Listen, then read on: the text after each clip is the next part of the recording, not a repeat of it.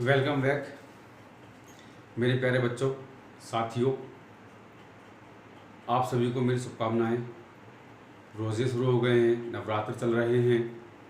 इसी बीच कल, परसों और तरसों 3 दिन आप लोगों से मेरी कंटिन्यू बात चली और आप लोगों ने कहा कि मुग़ल काल पर आप पहले वीडियो बनाओ, क्योंकि ये आपकी ज़रूरत है। लेकिन मैं ये समझ रहा हूँ कि मेरे अभी चंद 1 घंटा पहले मेरे कुछ बातचीत हुई स्टूडेंट से, तो उन्होंने कहा कि सर, राष्ट्रीय आंदोलन पर, मॉडर्न इंडिया पर आप कुछ लेक्चर दीजिए और उसको बनाइए ताकि हमारा प्रीलिम्स क्लियर हो सके। गाइज, आज मैं आपको आपकी बात को रोकते हुए केवल एंशिएंट पीरियड के, मैं वैदिक काल में कुछ इम्पोर्टेंट बात आपको बताऊंगा और कल से कंटिन्यू आपका मॉडर्न इंडिया, आधुनिक भारत 1857 से लेकर शुरू करेंगे और 1947 तक उसको पूरा करेंगे। तो गाइज, आज मैं आपको समय न लेते हुए मैं अपने पढ़ाई पर आ जाता हूँ। मैंने ये टॉपिक जो चुना है वो चुना है वेद या वैदिक काल।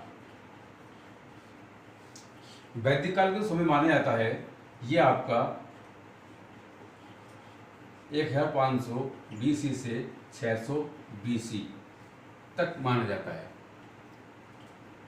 इस काल को 2 हिस्सों में डिवाइड किया जा सकता है। नंबर 1 ऋग्वैदिक काल, नंबर 2 उत्तर वैदिक काल।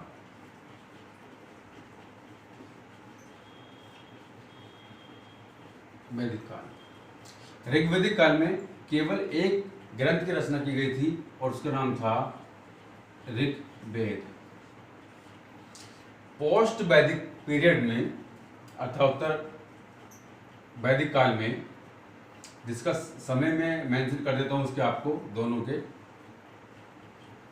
1500 BC से 1000 BC ऋग्वैदिक काल और उत्तर वैदिक काल 1000 BC से 600 BC।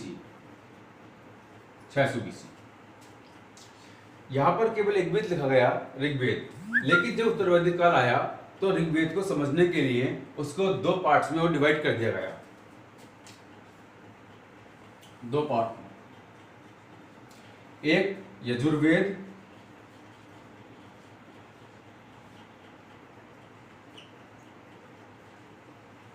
और सामवेद।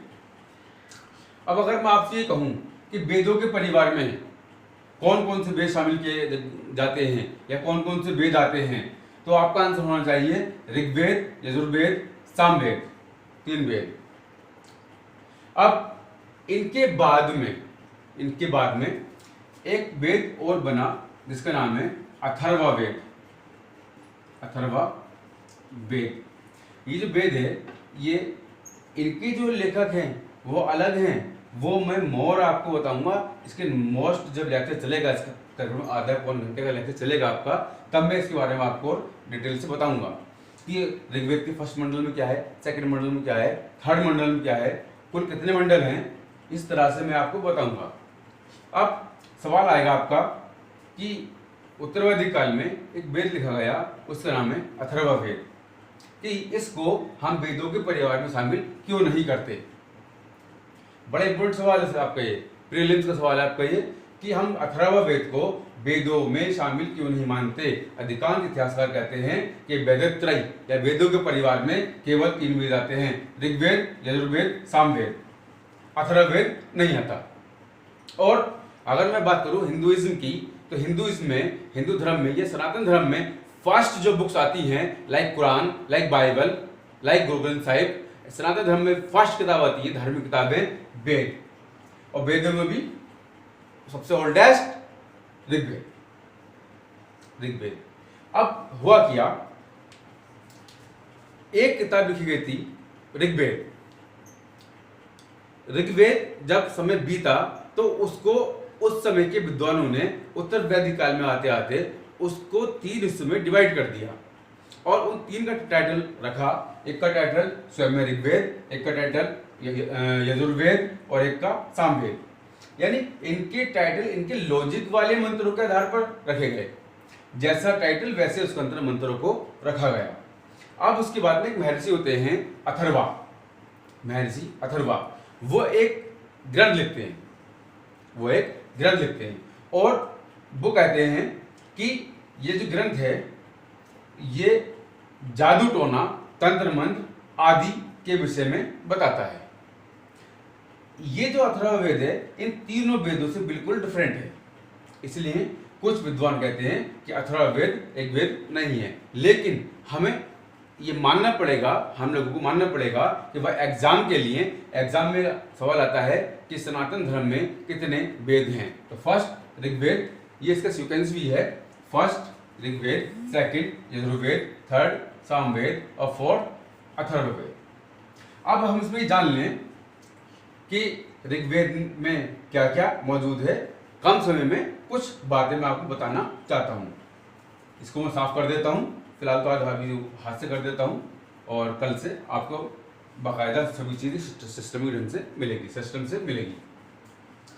ऋग्वेद जो बना है, अगर मैं इसमें एक ट्रिक लगा लूँ, मैंने कहा कि ऋग बाहर निकाल लो।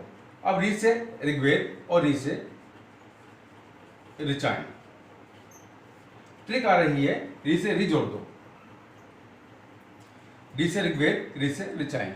अब मैं यहां पर मैं अगर ट्रिक निकाल लूँ एक, मैंने लिखा या से यजुर्वेद और या से यज्ञ। इसमें क्या दिया गया है? यज्ञ करने की विधियां एवं कर्मकांड। अब आते हैं सामवेदा पर। सामवेदा जो है, इसमें अगर मैं सा बाहर निकाल लूं, इसका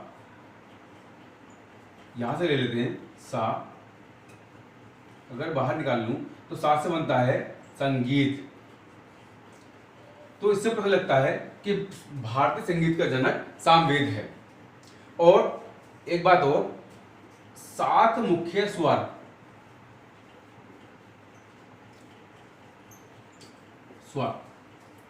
देखिएगा, सा रे गा मा पा धा नी। आओ इसको काउंट करते हैं।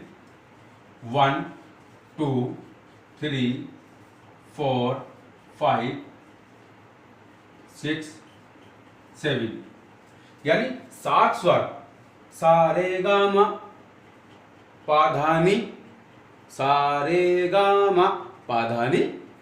तो ये जो 7 वर्ड हैं, सा रे गा मा पाधानी, ये इसका उल्लेख मिलता है हमें सामवेदा में। तो जब मैंने आपको ये कई बार रिपीट करा, सा रे गा मा, सा रे गा मा, अब इसके अंदर आप देख रहे होंगे कि इसमें लय भी आ रहा है, लय,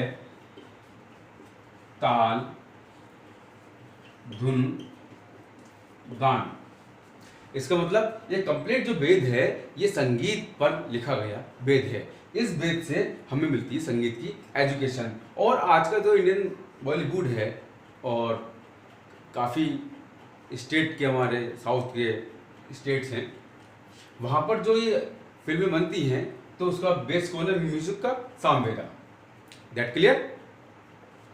अब अथर्ववेद को अगर हम आगे करते हैं, अथर्वा, तो इसका मतलब होता है पवित्र जादू,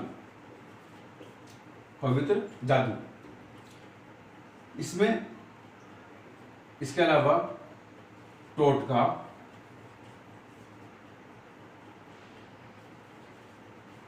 भूत प्रेत,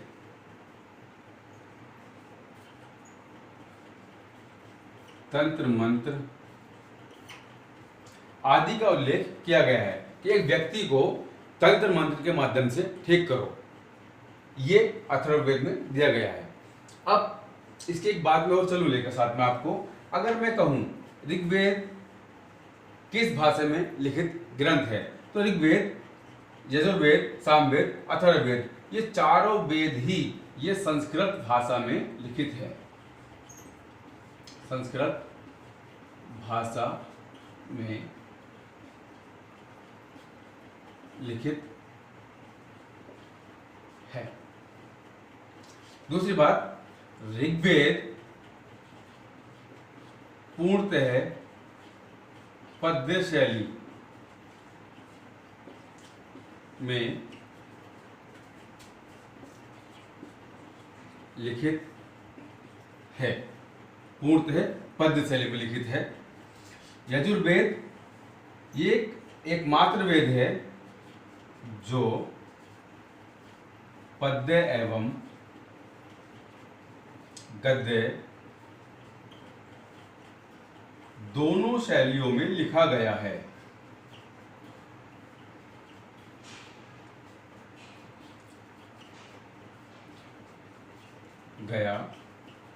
एकमात्र वेद। सामवेद पूर्णतः पद्य शैली में लिखा गया है।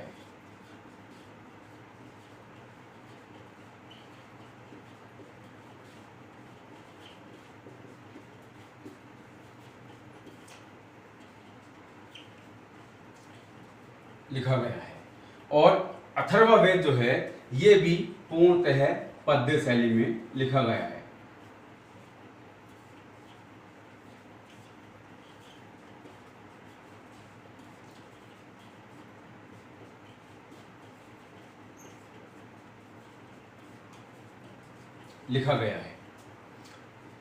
ऋग्वेद पद्य शैली, यजुर्वेद पद और गद दोनों शैलियों में, सामवेद पद्य शैली और अथर्ववेद भी आपका पद्य शैली में लिखा गया है।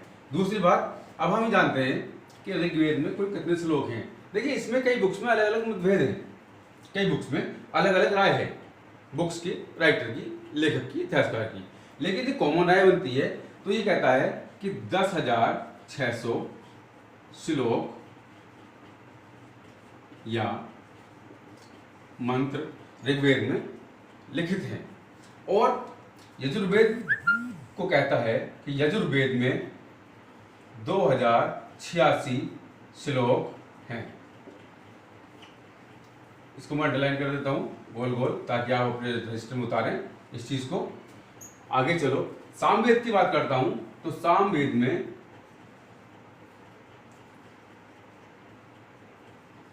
1879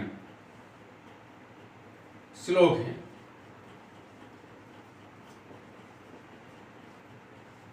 इसको मैंने अंडरलाइन कर दिया है, इसको अपने बुक में मेंशन करना, नोटबुक में ये मेंशन करना बहुत जरूरी है।